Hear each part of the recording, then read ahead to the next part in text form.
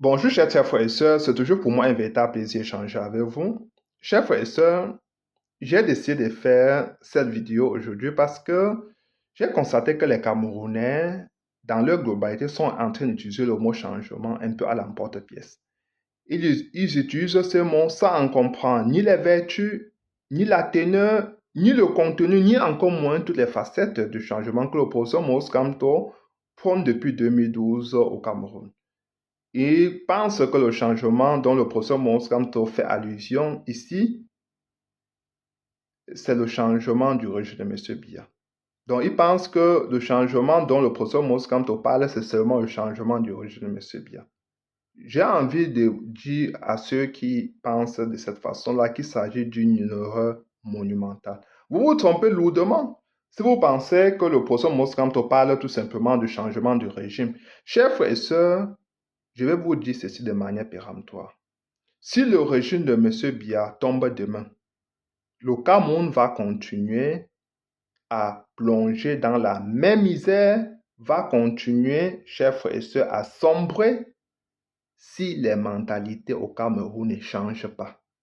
Par conséquent, le changement dont parle le professeur Mos Kamto au Cameroun s'agit d'un changement de paradigme, un changement profond. C'est-à-dire que nos mentalités doivent changer. Nos mentalités doivent changer de fond en comble, de la cave au grenier. Nous devons changer à tous les niveaux. Ce changement doit commencer par nous. Nous devons commencer à planifier les sentiers, le chemin, avant que le professeur Mos Kamto n'arrive. Parce que, comme j'ai coutume de le dire, et je vais le réitérer encore ce soir, chers frères et sœurs, les défis devant nous sont énormes, sont colossaux. Nous n'avons pas intérêt à rester dans ce statu quo dans lequel nous sommes plongés depuis 40 ans. Parce que, chers frères et sœurs, ce n'est pas de la faute des Camerounais. Le régime de M. Biya, en 40 ans de pouvoir, nous a inculqué que le tribalisme, nous a inculqué que de la violence verbale et de la violence physique, nous a inculqué que la corruption, les détournements des fonds publics. Posez-vous la question de savoir pourquoi certains Camerounais aujourd'hui pensent que le professeur Mos Kamto est très mou. Vous savez pourquoi? Non, parce qu'on les a servi seulement la violence en 40 ans de pouvoir. En 2008, lors de la grève de faim, alors que les Camerounais sont en train de réclamer une vie à peu près acceptable, une vie décente, c'est-à-dire avoir accès à l'eau potable, à l'électricité, aux denrées alimentaires, le régime de M. Biya, M. Biya avait qualifié les Camerounais d'apprentis sorciers. Donc voilà un président. Au lieu de trouver les voies et moyens pour juguler un problème ponctuel, il a trouvé bon en ce moment d'invectiver les Camerounais, en appelant les Camerounais d'apprentis sorciers. Donc quand vous êtes habitué à ce genre de logorée violente, vous attendez à quoi? De la même façon, lors d'une visite du président français François Hollande, M. Biya avait déclaré devant les Camerounais, devant les journalistes camerounais et étrangers, médusés, avait déclaré qu'il ne reste pas au pouvoir qui veut, mais qui peut. Vous vous rendez compte? Donc, avec ce genre de langage, c'est normal que les Camerounais aujourd'hui sont surpris de voir un homme d'Akaru, de professeur Mos Kamto, qui parle avec décence, avec amour, avec une certaine complicité avec le peuple, qui parle avec humanisme à ses concitoyens. Parce que M. Biya a toujours regardé les Camerounais du haut. Il a toujours considéré que les Camerounais étaient ses sujets. Par conséquent, il n'a jamais cherché à répondre à leurs doléances. C'est la raison pour laquelle les Camerounais aujourd'hui sont surpris de voir un homme de la cabine du professeur Mos Kamto qui est à l'écoute du peuple camerounais. Parce qu'ils ne sont pas habitués à ça.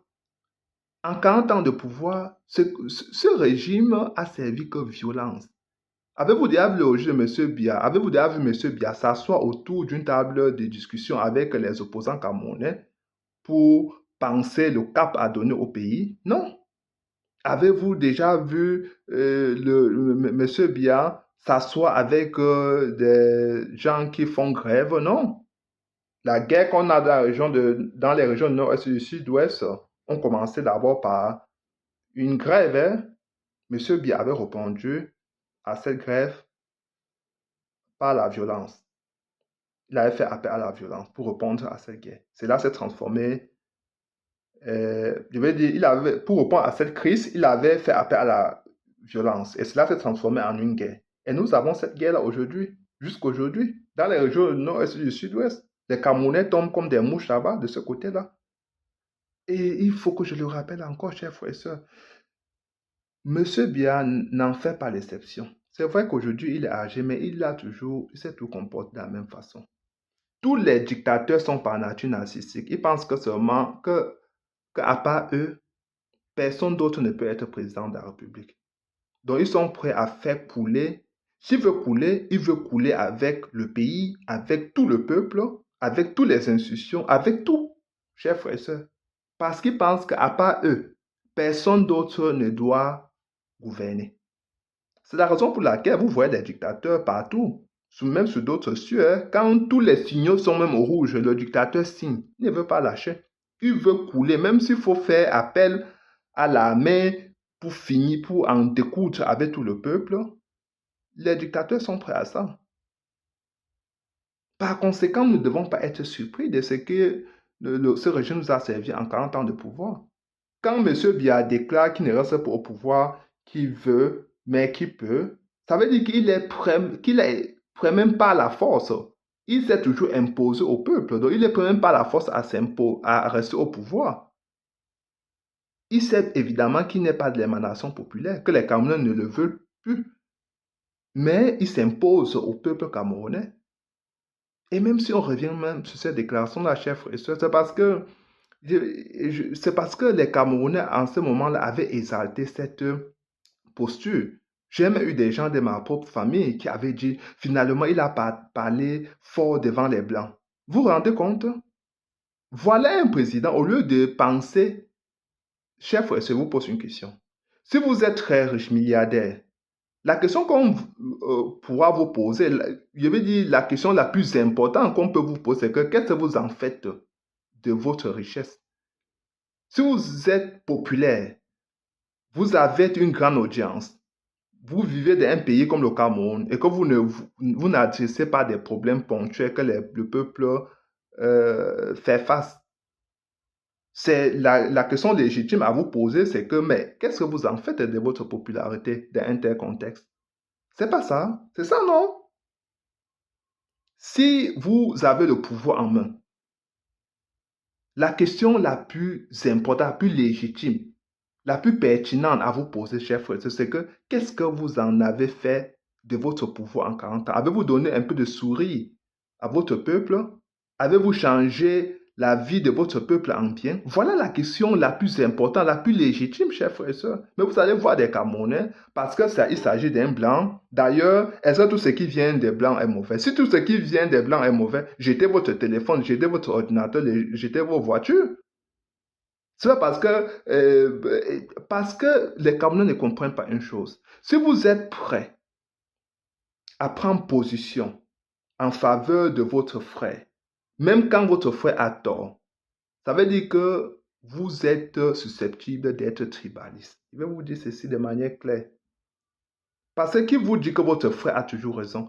Ça veut dire que si demain vous avez votre frère de sang qui est englué dans une affaire avec un inconnu, ça veut dire que a priori, vous allez donner raison à votre frère sans même écouter les deux parties. Non, chers frères, ça ne marche pas comme ça. Si nous prenons la justice sociale au Cameroun, si nous voulons créer un nouveau Cameroun demain, nous ne devons pas faire les deux poids, deux mesures. Nous devons être rationnels dans notre posture. C'est ça que le professeur Monsanto a commencé à prôner. La fraternité républicaine. Un républicain, c'est Un citoyen républicain, c'est celui-là qui prône la justice sociale, qui ne fait pas du deux poids, deux mesures, qui ne fait pas de différence entre ses frères et ses sœurs, qui est, lorsqu'il est impliqué dans un projet avec ses compatriotes, se concentre plutôt sur les idées que l'on amène, que ses compatriotes amènent, et non sur leur tribu, et non de savoir tu es quel village, tu es quel ceci. Ça nous amène nulle part, chers frères et sœurs. Je l'ai dit, je vais le marteler de nouveau, je vais le réitérer ce soir. Commençons à changer cela. Si vous êtes atteint de cette maladie du tribalisme, changez. Si vous avez ce virus, ça, je ne pense pas que c'est une maladie incurable. Commencez à vous pencher sur votre cas. Si vous êtes atteint de la maladie de corruption et du demande de fonds publics, de vol, commencez à vous poser la question, à changer. Trouvez-vous un médecin pour guérir de cela, parce que le Cameroun de demain se fera avec des Camerounais justes, habités d'une certaine justice sociale, d'une probité morale impeccable. Voilà les Camerounais qui devront faire partie du nouveau Cameroun de demain. Nous ne pouvons pas faire abstraction de ces valeurs-là, chers frères et sœurs, qui sont des valeurs cardinales pour chaque pays. Nous devons extirper vraiment ces mentalités rétrogrades de notre tête. Le professeur Moussaramto l'a dit à maintes reprises. Nous devons sortir de ces considérations villageoises, communautaristes. Ça ne nous amène nulle part.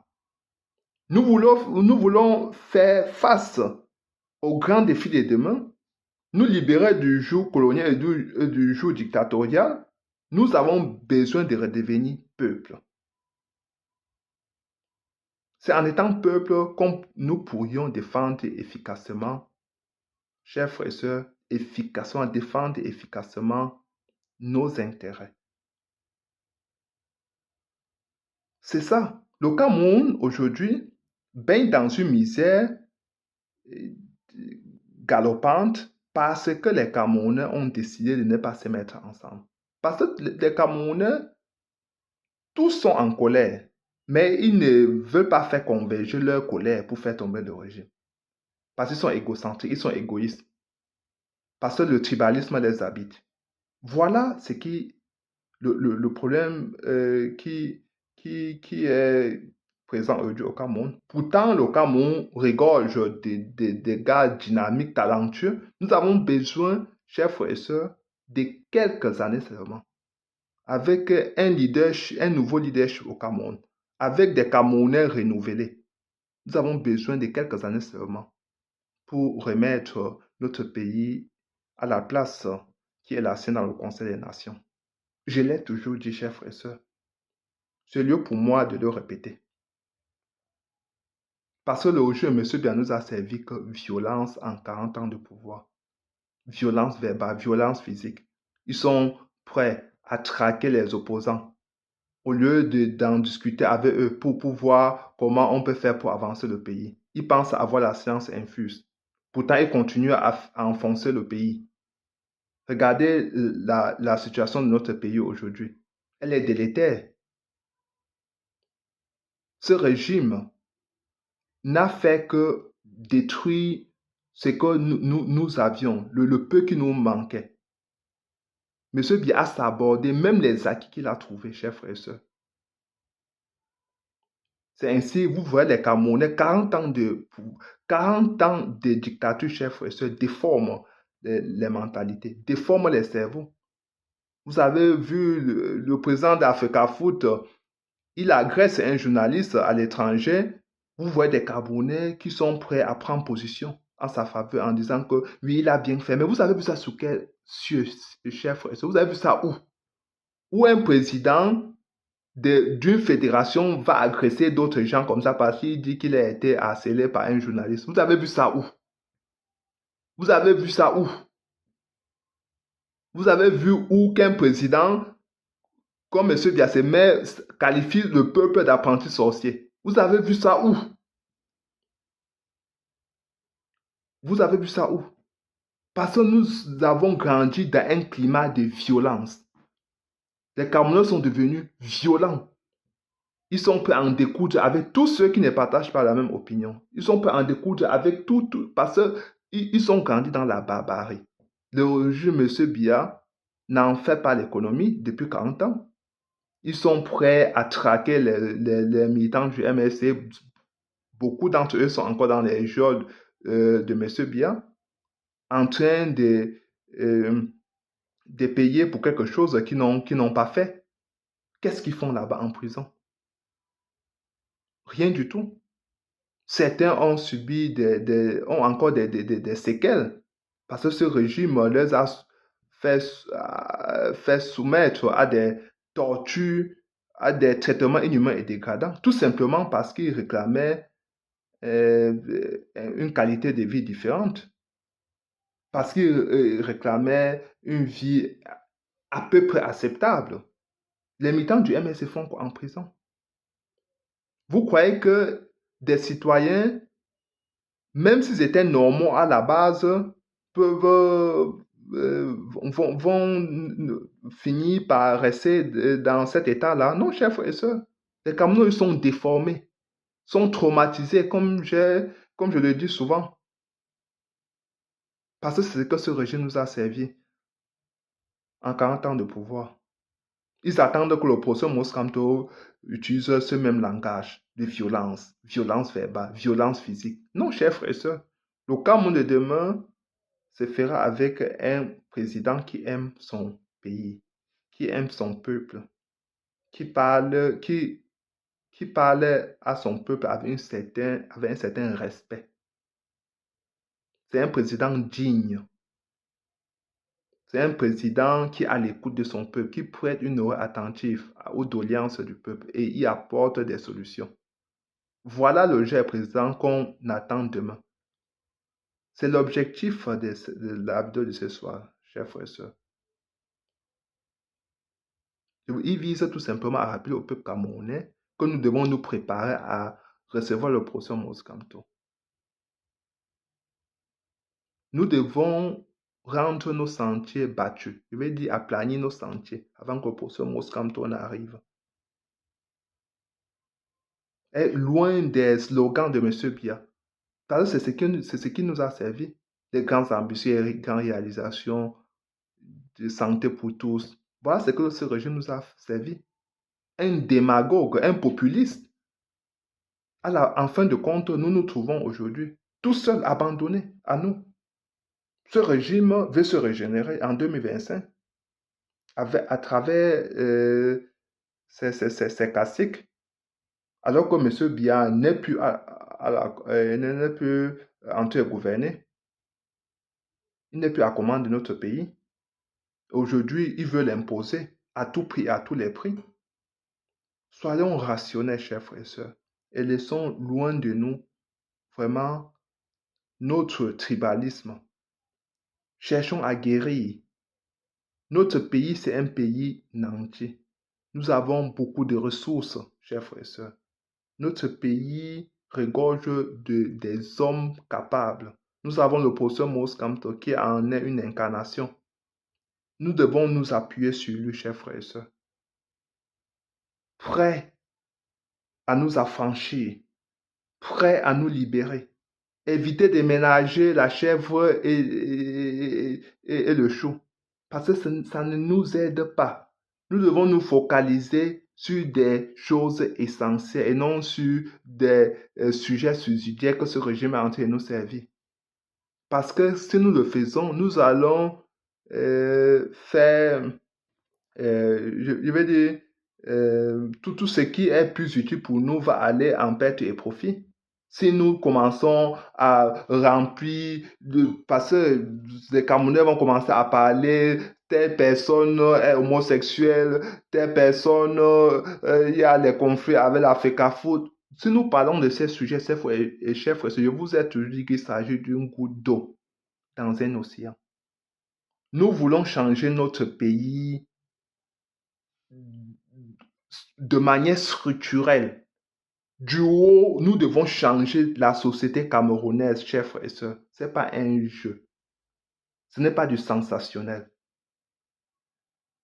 Ici, nous devons nous concentrer sur des choses importantes, sur des choses qui peuvent changer le quotidien des Camerounais. C'est la raison pour laquelle l'opposition Moscante a adopté une approche pédagogique depuis 2012. Voilà la raison. Et voilà le sens du changement du procès Moscanto. Changer les mentalités. Parce que la chose la plus dure, le plus dur reste à faire. La chose la plus difficile, c'est de changer les mentalités. Quand nous sommes habitués quand nous avons adopté une seconde nature, la changer encore prendra des années. C'est pour ça qu'Opposition Monsante a pris 12 ans à travailler sur le terrain, aller à la rencontre du peuple camerounais pour convaincre ces derniers à le rejoindre sur la table de discussion, à le rejoindre dans cette dynamique du changement. Il a fait de manière apaisée. Nous avons besoin d'un Cameroun apaisé. Il a fait, son approche est pédagogique, mais c'est parce que aussi, c'est comme le professeur Moscanto a toujours fait de toute sa carrière. C'est un monsieur pondéré, éduqué. Il a convaincu les Camerounais, il a séduit les Camerounais par son programme de gouvernance, programme chiffré, programme d'espoir, parce que c'est un projet d'espoir ce qu'il porte le professeur Moscanto. Le peuple camerounais se reconnaît en lui aujourd'hui, les vertus, les valeurs, les principes qu'il prône sont des principes partagés par le peuple. Je veux dire, sont des valeurs que le peuple camerounais porte et dont nous devons en bénéficier demain. Chers frères et sœurs, réveillons-nous. C'est très important. Travaillons pour que notre pays puisse avancer. Mais commençons d'abord à changer nos mentalités, à guérir les maux qui minent notre société, guérir nous-mêmes nos maladies. Oui, si nous sommes atteints de la corruption, du vol, du tribalisme, trouvons-nous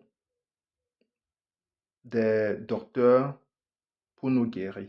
Oui, et appliquons la posologie juste. Parce que si nous faisons erreur dans la posologie, nous ne pouvons jamais guérir. Il faut identifier la maladie et la soigner. Chers frères et sœurs, partagez massivement cette vidéo et surtout abonnez-vous. N'oubliez pas d'aller accomplir votre devoir citoyen. S'inscrire massivement sur la liste électorale et être prêt, être surtout prêt à voter pour l'opposition Moscante et alors ne pas laisser sa chance tomber, ne pas laisser cette opportunité tomber en s'organisant pour défendre massivement son vote. Voilà ce qui nous donnera la victoire en 2025. Rien d'autre, chers frères et sœurs. Voilà ce qui changera notre pays demain. On ne parlera plus de l'ombre de jour comme de nuit. On ne dira plus que qui reste au pouvoir, qui veut, mais qui peut, non. Parce que quand nous le disons,